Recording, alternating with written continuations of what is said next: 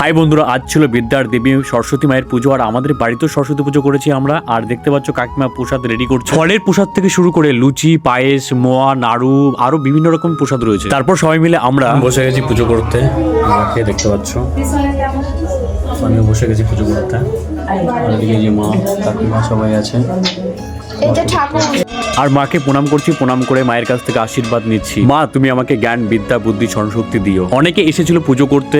আর পিছনে দেখতে পাচ্ছ আমার অনেক ছোট ছোট কিউট স্টুডেন্ট গুলো আছে। এই দেখতে পাচ্ছ, এক এক করে দেখাবো সবাইকে। আর এই যে ছোট বাচ্চাটার হাসিটা দেখো কত সুন্দর। আর এক এক করে দেখতে পাচ্ছ প্রত্যেকটা স্টুডেন্টই আমারই। এগুলো সব ছোট, বড়গুলো একটাও আছে। আর এই যে দেখতে পাচ্ছ ছোট্ট একটা বেবি, কত সুন্দর লাগছে দেখতে, একদম ভীষণ কিউট। পুজো কমপ্লিট হয়ে গেছে। আর এই তো এখন প্রসাদ বিতরণ করব। পুজো কমপ্লিট হয়ে গেছিলো, তাই আমি প্রসাদ বিতরণ করছিলাম সবাইকে, দেখতে পাচ্ছ। আর অনেকে এসেছিল, অনেকে প্রসাদ নিয়েছে।